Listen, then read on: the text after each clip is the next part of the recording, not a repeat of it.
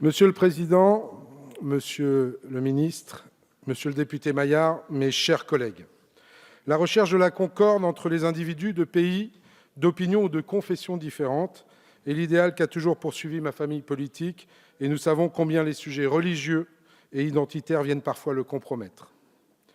Le groupe Mouvement démocrate et apparentés se sent totalement solidaire de ce combat. Il a même été, pour beaucoup d'entre nous, la raison de notre engagement politique. L'antisémitisme, comme toutes les formes de racisme, n'ont pas leur place dans notre République. Et cela, nous devons le réaffirmer autant que nécessaire. Car si la démocratie a un ennemi, c'est bien le camp du fanatisme, de l'intégrisme et de l'ignorance que celui-ci trouve ses plus grandes forces.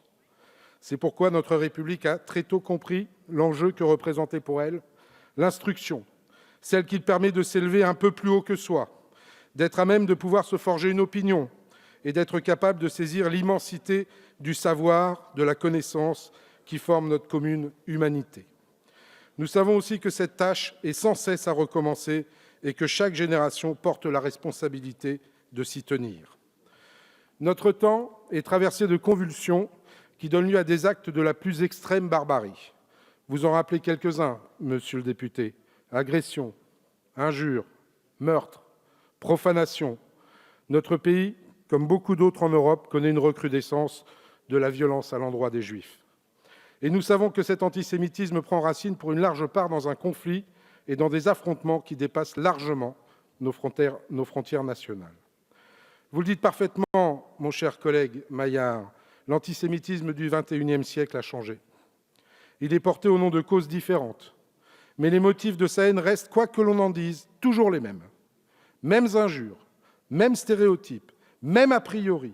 L'ignorance et la bêtise n'ont jamais eu beaucoup d'imagination, mais crient toujours plus fort que tout le monde. La colère des imbéciles remplit le monde, écrivait déjà Bernanos dans ses grands cimetières sous la lune. Il revient aux hommes de bonne volonté de ne pas y succomber et de tenir ferme la voie de la mesure, la seule qui puisse éviter que le monde ne se défasse. Et pour cela, je ne connais qu'une seule exigence, la fraternité, et qu'un seul moyen, rassembler. Rassembler, c'est se tenir à égale distance des uns et des autres. C'est n'être pas pris dans le jeu des soubresauts de l'actualité qui enferment et condamnent à être le jouet d'un destin qui vous domine. C'est tracer, au-delà des événements de notre quotidien, les conditions de la vie citoyenne et de la concorde. Rassembler, c'est aussi saisir, dans un même mouvement, toutes les données d'un problème pour en trouver une issue par le haut et pour tous. C'est enfin créer les conditions du rassemblement. À l'évidence, celles-ci ne sont pas ici réunies. D'abord parce que le motif retenu est loin, très loin, de faire consensus. Utiliser le mot antisionisme en lieu et place d'antisémitisme pose question, monsieur Maillard. Je sais que vous ne faites pas cette confusion, et chacun voit de quelle réalité l'on parle lorsque l'on y recourt. Mais attester de sa validité, même qui recouvrirait une réalité de fait à laquelle chacun pourrait se référer, c'est nier sa polysémie, l'étendue de ses définitions. C'est un terrain sur lequel nous croyons qu'il est risqué de s'engager. Chacun reconnaît le travail fait par l'Alliance internationale pour la mémoire de l'Holocauste. Travail de sensibilisation, travail d'information. Nous savons aussi l'inquiétude de cette organisation et d'autres face à la montée des menaces qui pèsent sur Israël. Et l'honneur de la France a toujours été de défendre à la fois l'inaliénable droit à l'existence d'Israël et sa coexistence avec un État palestinien. Mais chacun sait aussi les difficultés qui sont celles du législateur lorsqu'il veut écrire et décrire l'histoire à la place de ceux dont c'est la charge. Rappelons-nous les débats intenses qui eurent lieu lors du vote de la loi Guessot. Elle fut alors très contestée par des femmes et des hommes dont la probité ne saurait être discutée. Je pense notamment à Simone Veil, à Robert Badinter ou à Pierre Vidal-Naquet.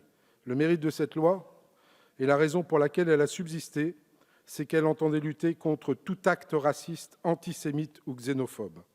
En la matière, il faut se garder de toute méprise et de toute initiative qui pourrait s'avérer contre-productive à propos d'un sujet aussi difficile et multiforme. Vous savez bien les controverses que suscite la définition que vous nous proposez d'adopter. Si nous ne sommes pas dupes de ce qu'elle est largement alimentée par des groupes dont les intentions sont tout sauf innocentes, nous voyons aussi les limites qu'elle imposerait à l'usage. Précisément, si l'on veut que l'antisémitisme soit combattu dans toutes ses dimensions, en donner une telle définition, c'est forcément en limiter sa portée. Il faut se rendre à l'évidence. Il n'y a pas de consensus sur cette résolution qui échoue à atteindre le but qu'elle se fixe, rassembler. Alors que nous connaissons la fragilité de notre corps social, ses crispations et ses passions, il nous revient, en tant qu'élus, de ne pas faire de distinction et combattre avec la même résolution, en même temps, toutes les formes d'incitation à la haine. L'universalité est l'un des grands principes de notre civilisation. C'est celui sur lequel nous entendons fonder notre action. C'est pour cette raison que nous considérons que ce sujet aurait dû être abordé d'un point de vue global, en traitant de toutes les questions, toutes les problématiques, tous les aspects du sujet. C'est pourquoi nous soutenons l'idée de la création, portée par nos collègues de La République En Marche, d'une mission d'information dont l'objet sera précisément de faire un état des lieux des formes nouvelles que prend le racisme de nos jours.